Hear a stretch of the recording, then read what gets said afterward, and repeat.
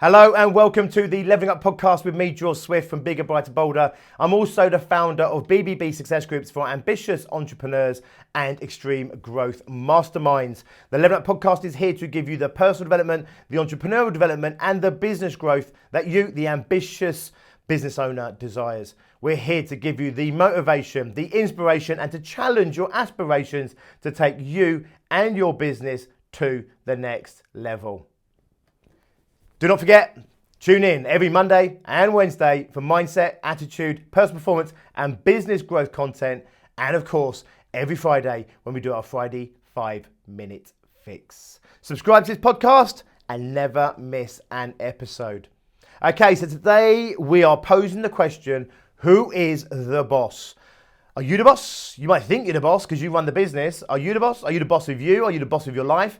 Are you the boss of your business? I'm going to give you a clue for the rest of the next 20 minutes. No, you're not. You are not in control at all. Do you know what is in control? Your pesky unconscious. And for the purposes of this podcast, I want you to separate the two, okay? Conscious and unconscious. If you've come across these two terms, great. If not, just understand it's conscious is you, the thinking part of you, the problem solving. It's that little voice you have in your head, the little conversation you have with yourself, etc. When you're consciously thinking, okay? Cognitively problem solving. The unconscious takes care of everything else in the background. Here's the thing, Bruce Lipton I became first aware of these statistics through Bruce Lipton, and that was this. The unconscious is 40 times faster than the conscious. It's 1 million times more powerful, and it's also responsible for 95 to 99% of everything you think, feel, and do. 95 to 99% of everything you think, feel, and do is unconscious. It runs the show. It is the boss. You, to all purposes, are a passenger in this. The unconscious is playing out patterns of behavior that it's learned over the course of your life in terms of the experiences you've had, the teachings you've had, what you've witnessed in your life. Your brain then, your unconscious brain gets conditioned with these, and then as the world unfolds, as you move through life, your unconscious then goes into these vaults and pulls out what it considers to be appropriate thoughts, feelings, and actions that correlate to what it thinks, or what it's learned, I should say, because the unconscious doesn't think. You do the thinking. The unconscious doesn't do the thinking. The unconscious, literally like a computer, you put something in and it throws something out. And it interacts with the external world independent of you based on its pre-programming. What that means is that you are on autopilot. You think you're living your life. You think you're taking action. You think you're doing what you're doing right now. However, up to 99% of it is not you, it's your unconscious. Even when you're most cognitive, when you're most alert, when you're most like, this is me, when you're learning a new skill, for example, like learning to drive a car for the first time, or learning a computer skill for the first time, or learning, juggling or anything. In those moments, you're very conscious, okay? But even then, you're still 95% unconscious. So even when you're most cognitive, you're 95% unconscious. And in fact, when you're learning to do juggling, for example, learning to do to drive, obviously it's the unconscious that's actually learning to drive. So your instructor teaches you, tells you what to do, then you practice it, and it's the practicing of driving that embeds that knowledge, embeds that data into the unconscious, so that when you drive in the future, you call upon that.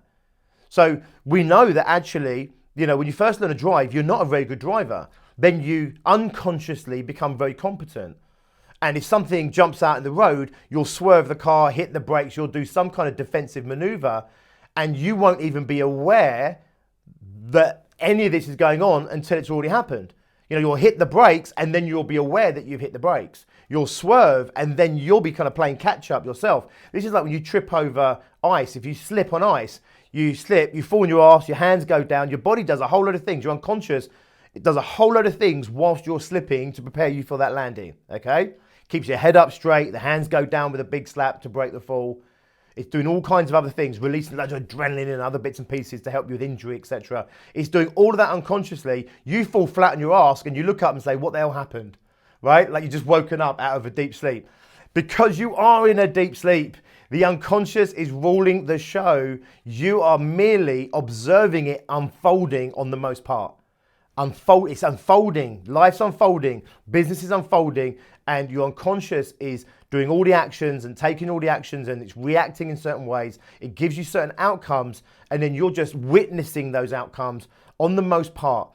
Anything you're doing where you're competent, anything you do on a regular basis, you've built those conditioned habits with, 99% is unconscious. When you're driving your car, you're mostly unconscious. And in fact, you're useless at driving. So the unconscious can happily drive your car down the motorway, and it can also be aware of what's going on in the car. It can be aware of the radio. It can have loads of other thoughts popping around.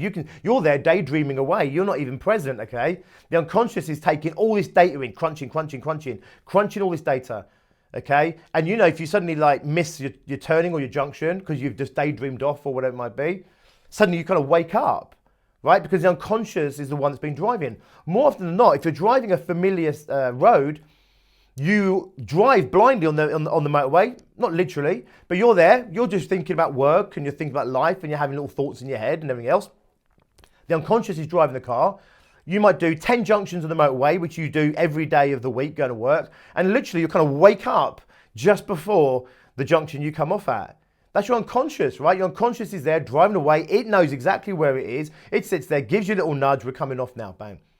Now, let's say we put you in another country in a car on the wrong side of the road, as we would see it over here, okay? On the other side of the road, different rules, different regulations, different car, different set of road signs and laws and everything else. Now what's happened? You're driving consciously. Now how shit at driving are you in those circumstances? Because you're thinking, where's the gear knob? Where's this? Where's the car coming from? You're doing the thinking. Does this make sense? And you become a terrible driver in that moment. Even then, when you're still a terrible driver, you're still mostly unconscious. Does it make sense? It's just your unconscious hasn't learned how to do it, so it's relying more heavily on the conscious to do the problem solving, because that's what conscious does. Your conscious is the problem solver. But we've already said, your unconscious is 40 times faster. So as far as the unconscious is concerned, the conscious is so slow. But it's doing this problem solving. You're having these thoughts. Where are the cars? Where's that roundabout? Where should I put my car on the road? Just like you were learning to drive the first time round. That's problem solving, okay? And you're a terrible driver in that moment until once again you become unconsciously competent again. The unconscious takes over. You go off and daydream away and everything is as it should be. This is what's happening in your life. You're daydreaming your way through your life, but you think you're actually living your life, but you're not. You're a passenger in your own life because the unconscious is the one that's driving your life. So in this podcast, I wanted to give you a couple of inroads, given the time we've got, on number one, explaining the problem when you're trying to create any kind of personal change. So we want to change the world out there, the external world, but we can't do what we need to do to create that change because we've got our own inner blocks and everything else. So for example, I'll sit there and say to most new business owners, get out there and start selling. And most business owners, they know they should sell. They kind of want to sell, but they're still not selling because of these unconscious barriers and blocks. So we know the unconscious is the boss, because if you were the boss, you would do selling. In fact, if I gave you an employee today and said, right, you can get this employee to do absolutely anything you want them to do to grow your business, and I then said to you, right, your business needs to do sales, the first thing you do is go back to that intern or go back to that person I've given you and you say, right, get on the phone and do some sales, or go out networking, do some sales, or go out and do whatever. All the shit you don't want to do. So you would delegate that to someone else. What that means is that you know it's important to your business, you want it done, you probably wish you could do it yourself, but however, you still find it almost excruciatingly painful to do it because the unconscious is the one that needs to be sold and bought in on this. It doesn't matter that you're bought in. It doesn't matter that you know what you should do. If all that mattered was we just needed to know what to do and then we would do it, we would all have six packs, we'd all be healthy, we'd all have amazing relationships, and we'd all be bloody millionaires in business. Because I can tell you what to do, but you still won't do it. Personal trainers the world over banging their head against brick walls because they're giving their clients perfect training plans and eating regimes and they're still not doing it. The person that comes to them, they want to lose weight, want to get healthy, they want to be fit, they want to follow the plan, but they're still not following the plan because guess what? They're only 5% of the equation, if that, okay? And their lone voice, the unconscious is 1 million times more powerful. So their lone voice that says, wouldn't it be good if we were eating healthy? Wouldn't it be good if I was doing sales? Wouldn't it be good if I just did shit that made me happy? Wouldn't it be good if I could let go of this guilt or whatever it might be? That's one voice to a million voices from the unconscious that shout back, stop fucking with things. This is how it's always been. This is how it always will be. You get completely tidal waved. That one little thought of, wouldn't it be nice if we just did this? And the unconscious comes steamrolling in. Does this make sense? So the bottom line is really simple. You are not the boss. The unconscious is the boss. It's just not the boss of your business. It's the boss of your entire existence. And you cannot get out of that. It's biology. It's how we're built. It's how the brain is built. We cannot get out of that trap. So once we acknowledge that the unconscious is the boss, we are then faced with the task of how do I create change in my life? Well, here's the thing. 40 times faster, 1,000,000 times more powerful, and responsible for 95 to 99% of everything you think, feel, and do. This would be like you trying to catch a 100-mile-an-hour elephant and wrestle it to the ground if you thought you could somehow just make your unconscious do something. So there's a whole wave of people out there with the JFDI, just fucking do it stuff, Just literally get up and do it. Don't think about it, just go out and do it. Well, guess what? If you have an unconscious that's a get up and just kind of do it unconscious, then that's what you'll do. And the books and that out there, the people out there spouting this stuff, whether they know it or don't know it, actually what they're doing is exactly the same as what I'm doing, which is they're reprogramming the unconscious to react and act in different ways. If it was a case of just JFDI it, right, I could write a book on a post-it note that just said, just fucking do it. And every time you felt something like, every time you said, I should go to the gym, just do it. Every time you think I shouldn't do something, just don't do it. That would be the book. But why are these books like 280 pages long? Why am I listening to people on audiobooks for hours at a time, even though they're saying just fucking do it? Don't get too caught up in motivation. Don't get too caught up in the personal development-y kind of stuff and that. Just get on and do it. Just take action, because you take action, then you build the habit of taking it. Well, they're right. They're 100% right. The reason the book's 280 pages long, by the way, is because actually what they're doing, whether they know it or don't know it, is they're selling the concept to your unconscious. Not to you. You already want to do shit. I already want to go out and hit the gym and do this and do more sales and this and that and blah, blah, blah. I already want to do that, so I don't need to be sold on that shit. My unconscious, however, needs to be re-educated. So when I read a book for 280 pages that talks about case studies and tells me about the neurosciences in the brain, it tells me how it works, and then gives me loads of supporting documentation about why it's so good to just fucking do it and everything else, what they're doing is they're reprogramming my unconscious just enough to get a foot in the door, so that when I get a just fucking do it opportunity, maybe I'll remember the book, I'll cross-reference the book unconsciously, the thought will pop into my head unconsciously that says maybe I should just fucking do it right now, and then that thought comes up, and then you get your foot in the door and you do the action, and maybe we can start creating momentum from there. Does this make sense? So I go back always a stage before. Always a stage before.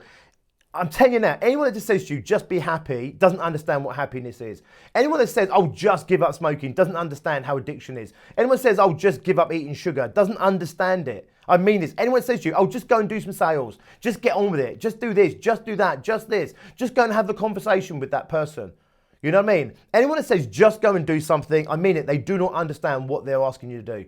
It's so powerful, the hold that the unconscious has over you, and to somehow make you feel like you should just be able to go and lose weight, or just go to the gym, or make the sales calls, or just go and be happy, does you such a big injustice, and also can end up making you feel like such a bloody failure because somehow you're not able to do it, even though maybe the person that told you to do it can do it. Does this make sense? But I tell you now, I work with businesses, they've done 10 million pounds, 14 million pounds, all the way down to startups. And I'm telling you now, whilst the 10 million pound may not have the same hang-ups as you have, they still have their own hang-ups. There's still someone above them who may be doing 50 million pounds saying to them, just fucking do that. Just do this. Just go on the stock market. Just do, right? Just split your shares, whatever it might be, right? So this is how it works, right? It's easy for someone to say, just do it when it's not their shit. Does this make sense? Just go and be happy. But guess what? That's people who are already happy and everything else, right? Or they at least have the mechanisms to have their thought process when they're feeling unhappy to say, you know what? I can turn this around. But tell someone that doesn't have that thought pattern, someone that doesn't have that unconscious programming to just somehow do something they've never learned to do. It's crazy, right? So don't do yourself any more injustice, right? You're a human being, and every human being, I don't care how high a performing one they are, they still have their own shit. What you do is you consistently recondition your unconscious to behave in different ways. And what happens is when you overcome yourself, in small things, then it becomes easier to overcome yourself in the bigger things. So it gets easier and easier to become the person that doesn't let fear overwhelm them. But to say to someone who's fearful, don't be fearful, is crazy. And to say to someone who's fearful like, just stop being fearful, stop doing fear in somehow or other, right? It's crazy. But if they get involved in the loop and they start working on themselves around their fear, and you probably have to work really hard, even around a little fear, but then you conquer that fear, then the brain gets that new programming, and that new programming says, okay, so we can overcome fear. So the next time you have a fear that's getting in the way, there's that little bit of reference now that you have. Does this make sense? And as the reference files fill up with the new data, then you have better stuff to call upon so that you have better actions and reactions and perceptions and thoughts and everything else in the future. So you become a much more higher functioning human being. Does this make sense? So I know this is really deep and I could take you on such a rabbit hole with this stuff. But the bottom line is you're not the boss, the unconscious is. It's running the show, okay? And if you want to create change in your life, it's understanding it's not about just trying to do different, because most of us, we're really battling ourselves on a daily basis to do the things that we want to do to get the result we want. But it's such a battle, and it's a battle that can end up knocking our confidence and lowering our self-esteem and making us feel worse about ourselves. But the bottom line is really simple. We're coming from the problem at the wrong place. We want to go right back and understand, right? How do I recondition, reprogram my unconscious, okay? And you have to go really, really a long way back, okay? This stuff's been building and building and building over time. The good news is your unconscious is always learning. So when you show your unconscious a better route, and that better route does work, it will remember. And it will give you that option to do that again next time. Not just take that new route again in the future, but it will allow you to say next time there's a better way, and that little 1%, 5%, we say there's a better way. The unconscious is more likely to listen to you and entertain you when last time it worked. So think about this, right? Imagine a bus. The unconscious is the bus driver. You're sitting at the back of the bus, okay? You are never going to be able to drive the bus, all right? It's impossible. It's biomechanically impossible. You're always going to be a passenger. So if my bus driver is the Route 57, and it always does the Route 57 route because that's the route it does and that's the route it's learnt to do, every time my bus driver goes out there, it's always going to take Route 57. But if I want to take a shortcut somewhere or a new route somewhere because it's going to give me a better result, okay, I can't drive the bus. I can't just make it happen. I can't just JFDI this shit. The driver who's driving, I'm sitting in the back of the bus with my little pretend steering wheel, licking the windows, thinking that I'm driving the bus, but I'm not driving the bus. I'm witnessing the journey unfold. So how do you get the bus to take a different route? There's only one way you're going to do that. You have to encourage, re-educate the driver. You've got to win the driver over. So if we're talking about the unconscious 40 times faster, 1,000,000 times more powerful and responsible for 95, 99% of everything you think you're going to do, and that's an elephant, and I say to that elephant, right, you're going to catch that elephant, you can't run after the elephant, it's too fast. You can't wrestle it to the ground, even if you've got hold of it, it's way too powerful. What do? You outthink it, you outsmart it. And that's what the conscious can do. Because whilst the unconscious has all the power, and whilst the unconscious is ultimately driving the bus and driving your life, it isn't all that smart. The unconscious in fear mode is like 18 months to 2 years old. The unconscious in all other emotions are anywhere between 5 or 6 years old in terms of its intelligence. Your conscious self is you. You know, you're 35 years old, 45, 55, 65, 75. You are smart. Really, really smart, okay, compared to the unconscious. So just like the elephant, really powerful, really fast, but not all that clever, you have to use the one advantage that you have, which is you have to outsmart it. And it's the same thing with my bus. I have to outsmart my driver. My driver is sitting there saying, no, 57, we always go 57. We always turn left at this road, we always turn right at Maple Street. And you're saying, yeah, but if we went left, there could be this better thing there. And he says, yeah, there might be, but it might be worse. We always go right, and right's always worked for us. Because if you're 45 years old, for 45 years, you've turned right. Or for a big chunk of that, you've always turned right. So when something comes up and you respond with fear and you're still alive, guess what? Fear works. So your brain's going to keep throwing you fear in that situation. If you're not used to speaking up because you spoke up as a kid, like I did once, and then you were made to feel stupid, and then you thought, right, I'll never put my hand up again. And every time you never put your hand up, you never felt stupid, it worked. But now you're 40 odd years old and it's holding you back in life because you're metaphorically and literally not putting your hand up.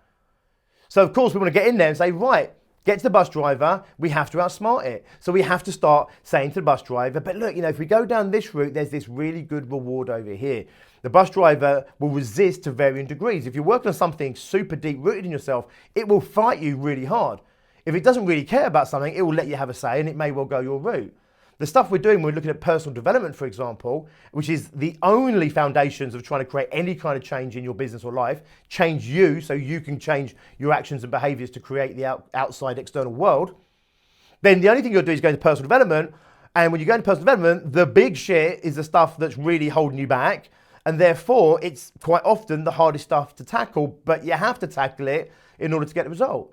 So you have to keep working away at your driver. You have to keep winning it over. You have to saturate yourself, your unconscious, with the positivity of this new route. So there's 3 ways that we learn. We learn through direct experience, witness experience, and taught experience. And what we need to do is we need to re-educate ourselves through new experiential learning, new witness learning, and through new teachings. So by reading books about your heroes, autobiographies, about how being brave in business is important and how handling the ups and downs, is such an important part of life, and you keep reading that stuff, what you're doing is you're learning, right? But obviously it has to undo a lot of what you've already learned. So, you can't just read one book and then go and implement. If it was that easy, we've all read multiple personal development books. You'd only read one book, you go out and change your life. Most of them are pretty good. You just do one of them, implement it. Even the worst ones are still pretty good. You'd have certainly a much better life if you implemented it, but most people don't. You have to keep reading the book. Maybe you have to hear something 10 times, 20 times. Maybe you have to hear it like 100 times. And then suddenly you get that little spark that goes, oh yeah. And suddenly you create the change seemingly out of the blue. Makes sense? Like suddenly something seems to change inside of you. I'm sure you can resonate with this and relate to this. Something where, you had to hear it over and over and over and over and over again. And then eventually something clicked and something changed inside you. That's it. Repetition, repetition. So we learn, we have to reteach ourselves, re-educate ourselves.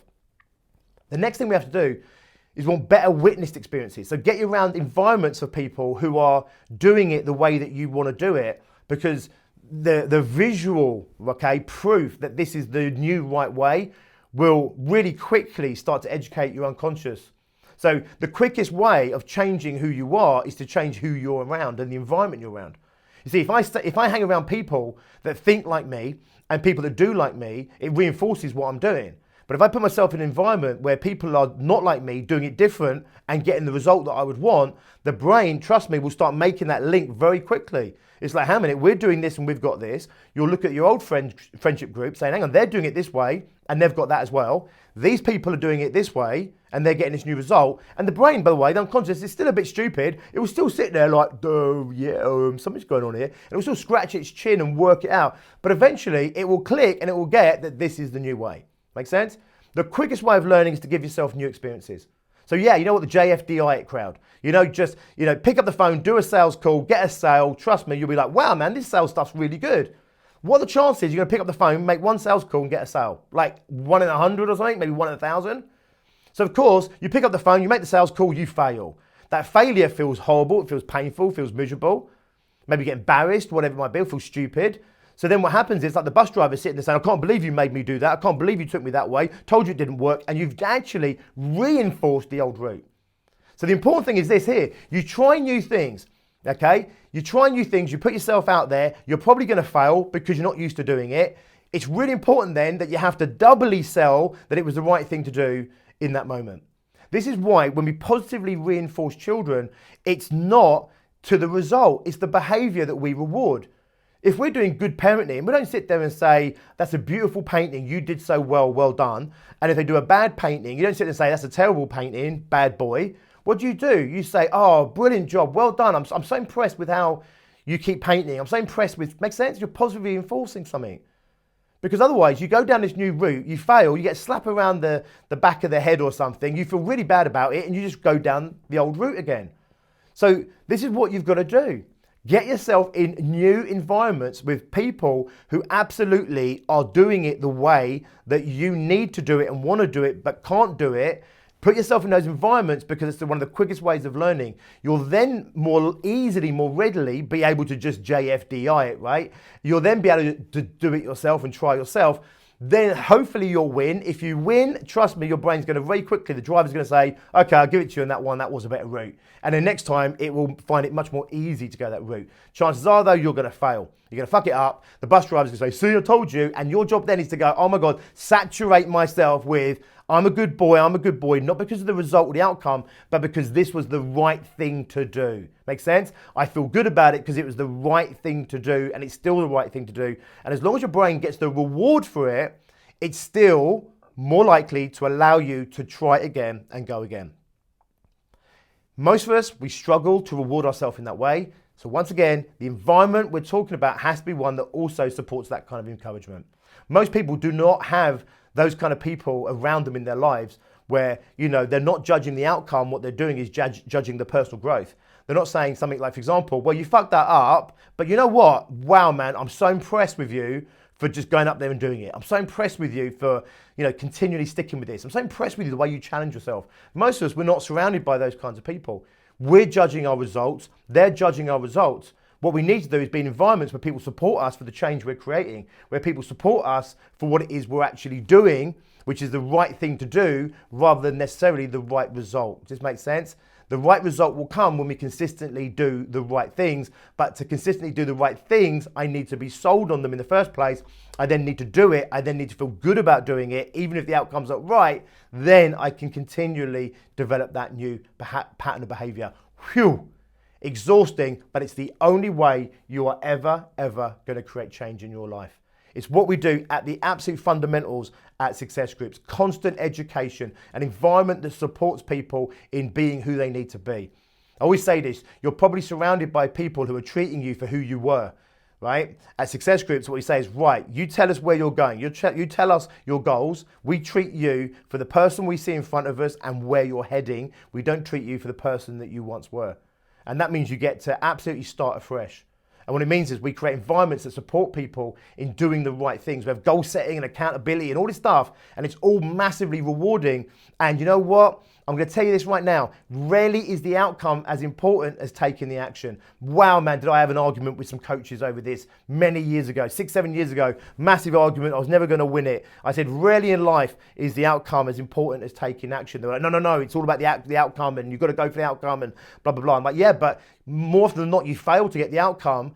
And if it's all about the outcome and I fail, then I'm never going to get the conditioning to learn to do it differently. Maybe I'm never get the reward that I need, the feel good factor that enables me to continue with the new way of being till I do get that victory, till I do get those wins. They weren't having it. But here's the truth, right? Get yourself an environment. I say this, right? I've got one for you. Success Groups is a ready-built environment that constantly leans against the unconscious. It's conscious. It's continually re-educating you, but more importantly, we're just hammering. It's like literally throwing information over you to constantly saturate the unconscious with new thinking patterns, new thought patterns, new behaviors, rewarding those behaviors. And it absolutely goes through the whole of our DNA at this club, because it's the only way that we can create real change in the external world is by creating real change on the internal world, the internal environment in us. And to do that, it's not easy. It isn't a case of just fucking do it. If it was that easy, we would all be slim, we'd all be healthy, we'd all be millionaires. Does this make sense? We know it's not that easy. We have to do the hard work of getting into ourselves, develop ourselves, we have to grow ourselves, and we have to mold ourselves and shape ourselves into the person we need to be in order to go out and create the life that we're trying to create and the business that we're trying to build. Nice one, guys. Thanks for that. Food for thought. Unfortunately, I can't give you any magic pills. That's as close as I've got. This is how it works. This is how you create change. And it does work when you consistently show up.